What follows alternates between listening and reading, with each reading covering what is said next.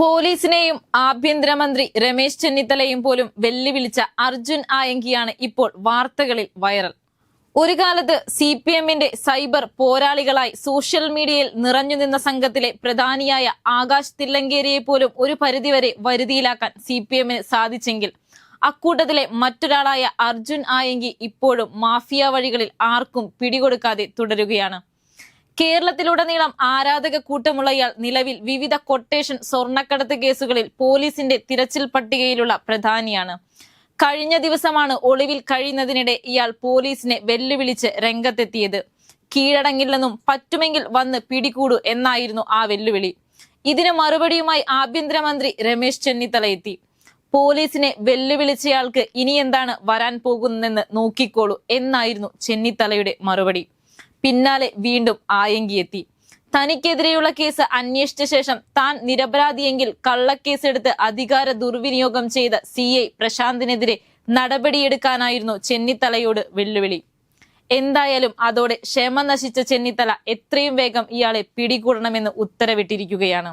ഇയാളുടെ കൂട്ടാളികൾ പിടിയിലായെന്ന വാർത്തകളും ഇപ്പോൾ വരുന്നുണ്ട്. ഇനി ആരാണ് ഈ അർജുൻ ആയങ്കി എന്ന് നോക്കാം. എന്താണ് പോലീസിനെ പോലും വെല്ലുവിളിക്കാൻ ഇയാൾക്ക് നൽകുന്ന ധൈര്യം? 2021 രാമനാട്ടുകര സ്വർണ്ണക്കള്ളക്കെടുത്ത് കൊട്ടേഷൻ സംഘത്തിന്റെ വാഹനം അപകടത്തിൽപ്പെട്ടതോടെയാണ് അർജുൻ ആയങ്കി എന്ന പേര് കേരളമൊട്ടാകെ കുപ്രസിദ്ധി നേടുന്നത്. വിമാനത്താവളങ്ങൾ വഴിയെത്തുന്ന സ്വർണ്ണക്കടത്തുകാരായ കാരിയർമാരെ വെട്ടിച്ച് കവർച്ച ചെയ്യുന്ന സ്വർണം പൊട്ടിക്കൽ സംഘത്തിന്റെ പ്രധാന ആസൂത്രകനായിരുന്നു ഇയാൾ. ഈ കേസിൽ അറസ്റ്റിലായി മാസങ്ങളോളം ജയിലിൽ കിടന്ന ശേഷമാണ് ജാമ്യത്തിലിറങ്ങിയത്. പാർട്ടി പോരാളിയിൽ നിന്ന് കൊട്ടേഷൻ സംഘത്തിന്റെ തലവനിലേക്കുള്ള ഇയാളുടെ വളർച്ച പാർട്ടിക്കും വലിയ തലവേദനയായി മാറിയിരുന്നു.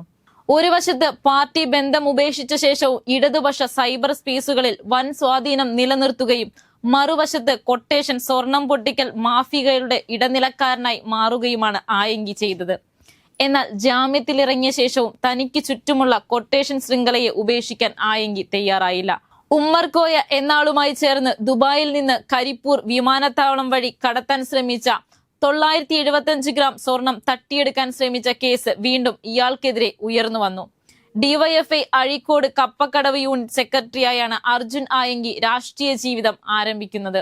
കണ്ണൂരിലെ രാഷ്ട്രീയ സംഘർഷങ്ങളിൽ CPM BJP CPM മുസ്ലിം ലീഗ് പോരുകളിൽ എപ്പോഴും ഉണ്ടായിരുന്നൊരു പേര്. ചാലാട് കേന്ദ്രീകരിച്ചായിരുന്നു ആദ്യകാല ആക്രമ പ്രവർത്തനങ്ങൾ. എന്നാൽ സാമ്പത്തിക നേട്ടങ്ങൾക്കായി ലഹരി സ്വർണ്ണക്കടത്ത് മാഫിയകളുമായി ഇയാൾ കണ്ണി ചേർന്നതോടെ DYFI ഇയാളെ സംഘടനയിൽ നിന്നും പുറത്താക്കപ്പെട്ടെങ്കിലും CPMന്റെ കൊടിയും അടയാളങ്ങളും ഉപയോഗിച്ച് സോഷ്യൽ മീഡിയയിൽ തനിക്ക് ജനപ്രീതി ഉണ്ടാക്കിയെടുക്കാൻ ഇയാൾക്ക് കഴിഞ്ഞതോടെയാണ് പാർട്ടിക്ക് തന്നെ വലിയ ഭീഷണിയായി മാറിയത്. സൈബർ ലോകത്തെ ഫാൻസ് പവർ എന്ന സംരക്ഷണം CPMന്റെ പരമ്പരാഗത തത്വസംഹിതകളെ അപ്പുറം നിർത്തി യൂത്ത് ഐക്കൺ പരിവേഷത്തോടെയാണ് സോഷ്യൽ മീഡിയയിൽ ഇയാൾ സ്വയം അവതരിച്ചത്. ഇയാളുടെ മാസ് ഡയലോഗുകൾക്കും ചിത്രങ്ങൾക്കും താഴെ ആയിരക്കണക്കിന് യുവാക്കളാണ് ലൈക്കുകളും കമന്റുകളുമായി തടഞ്ഞുകൂടിയത്. DYFI ഈ സംഘത്തെ പരസ്യമായി തള്ളിപ്പറഞ്ഞിട്ടും ഈ സൈബർ ഫാൻസ് ആയങ്കിക്ക് വലിയ സംരക്ഷണ വലയമൊരുക്കി. പാർട്ടിക്ക് പുറത്തായിട്ടും CPMന്റെ താഴെത്തട്ടിലുള്ള അണികളിൽ ഇയാൾ ചെലുത്തിയ സ്വാധീനമാണ് ഇതിനെല്ലാം കാരണം. കൊട്ടേഷൻ പ്രവർത്തനങ്ങൾക്ക് മറയാക്കാൻ ഇയാൾ പോരാളി ഷാജി പോലെയുള്ള ഐഡന്റിറ്റികളും സഖാവ് എന്ന പദവിയും ദുരുപയോഗം ചെയ്യുന്നുവെന്ന ആക്ഷേപം ശക്തമായി. ഒരു ഘട്ടത്തിൽ DYFI കണ്ണൂർ ജില്ലാ നേതൃത്വത്തിന് നേരെ തന്നെ ആയങ്കി തിരിഞ്ഞതും വാർത്തയായിരുന്നു.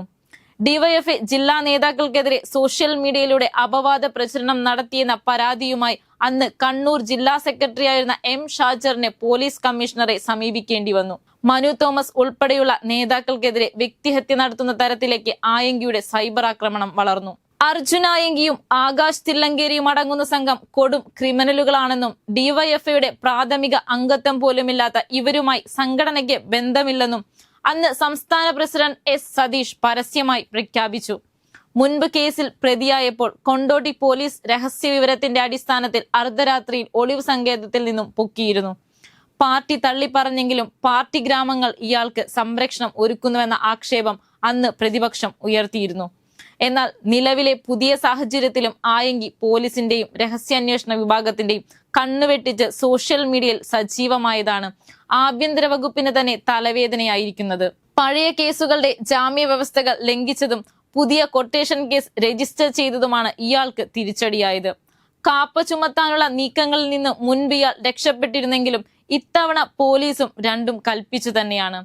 സാമ്പത്തികമായി വലിയ അടിത്തറ ഉണ്ടാക്കിയെടുത്ത ഇയാൾ ബാംഗ്ലൂരു, ഗോവ കേന്ദ്രങ്ങളിലെ ലഹരി സ്വർണ്ണ മാഫിയകളുടെ സഹായത്തോടെയാണ് ഒളിവ് ജീവിതവും മറ്റ് പ്രവർത്തനങ്ങളും ഏകോപിക്കുന്നത്.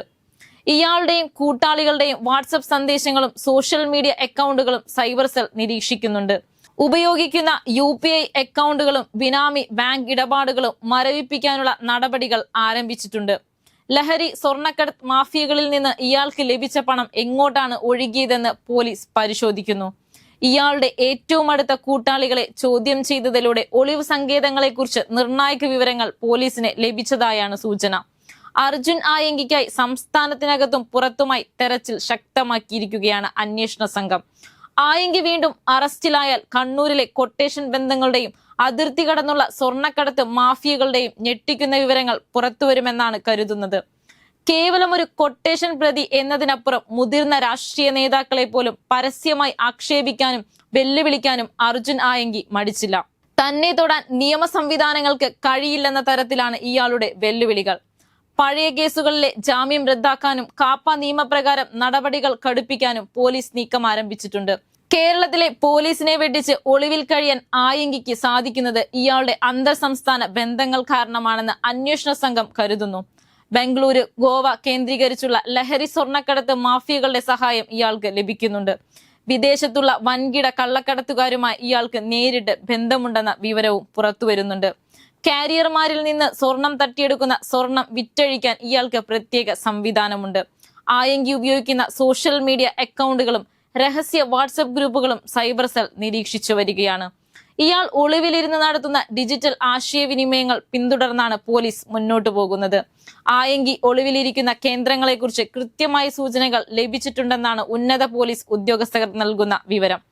ഇയാളുടെ ഏറ്റവും അടുത്ത അനുയായികളെ കസ്റ്റഡിയിലെടുത്ത് ചോദ്യം ചെയ്തു വരികയാണ്. സൈബർ ലോകത്തെ മാസ് ഡയലോഗുകൾക്കും ആരാധക പിന്തുണയ്ക്കും അപ്പുറം കോടതിക്കും നിയമത്തിനു മുന്നിൽ എത്ര നാളിങ്ങനെ മറഞ്ഞിരിക്കാനാകുമെന്നാണ് എല്ലാവരും ഉറ്റുനോക്കുന്നത്.